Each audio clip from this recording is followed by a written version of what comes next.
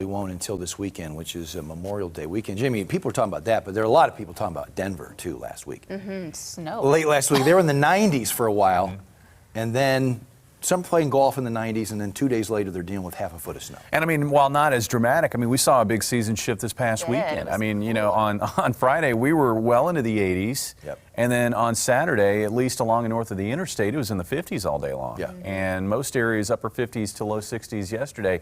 That's running about 15 degrees to 20 degrees below normal for this time of the year. And we're in the midst of a cool snap that will likely continue through Thursday before we get back to warmer weather, just in time for the upcoming holiday weekend. That's right, Memorial Day is almost here. Let's get into your forecast. Outside right now, what we find is it's quiet, it's cool. There have been a few light showers. We've got a little band of that off to the east right now, along and east of Highway 63.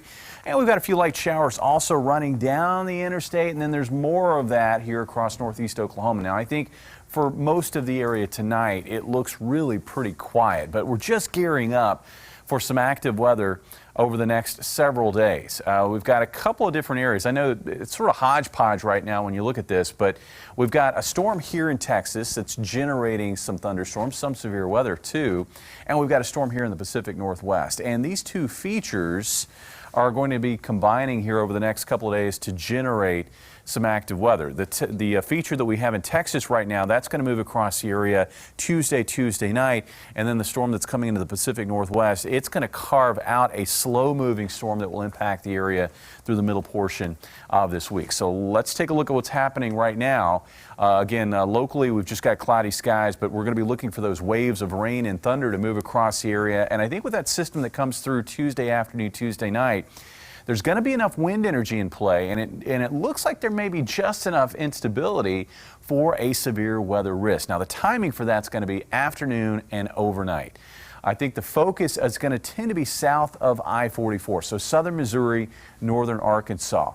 And with this setup, it's going to be, I think, locally damaging wind gusts that would be, I think, the main mode of severe weather. And I think it's going to tend to be on the isolated side, but areas that see it, locally damaging wind gusts. But because of the wind energy, can't completely rule out the possibility of a brief spin up here or there. So here we go again, where we got to keep an eye on the storms as they move across the area. It's been pretty active here over the last week across our area. Looking at our forecast, this is 7 o'clock tomorrow morning. Again, shower activity will tend to be more focused north of the interstate toward west central Missouri overnight tonight. Much of the area looking at a quiet morning, and then we should see a pretty big uptick in shower and thunderstorm activity as we work into the afternoon and through the afternoon on Tuesday. That will spill over into the overnight time frame Tuesday night. That wave moves out. Here comes another wave moving across the area towards 7 o'clock Wednesday morning.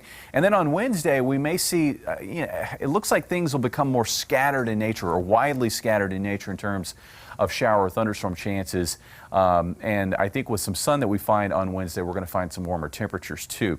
Rainfall over the next couple of days, it's going to be widespread. It's going to be heavy. Looks like another general 1 to 2 inches of rainfall across the area, but you know how it goes. I mean, there are going to be some areas that see more of that, and because of the rain that we've seen, localized flooding is going to be an issue, I think, as we work through Tuesday night into Wednesday morning especially. Temperatures tonight, running cool again, 55 for the low, and then for tomorrow we'll see afternoon highs in the upper 60s to around 70. Breezy southeast winds on Wednesday, expecting warmer temperatures, low to mid 70s common. We will have a cool day on Thursday as that storm, that slow moving storm, is situated on top of the area. I think we're going to find cloudy conditions, maybe a few light showers. Temperatures going to be running cool for this time of the year with highs probably in the low to mid 60s. And then once that cool pocket of air moves out, here comes the warm weather once again. We are going to find summerish conditions developing in time for the weekend. Taking a look at Saturday, Sunday, Monday, which is Memorial Day, looks like we will find highs in the 80s, lows in the 60s. And it now looks like it will probably be mostly dry through that 3-day stretch. Steve? All right, Jamie, thank you.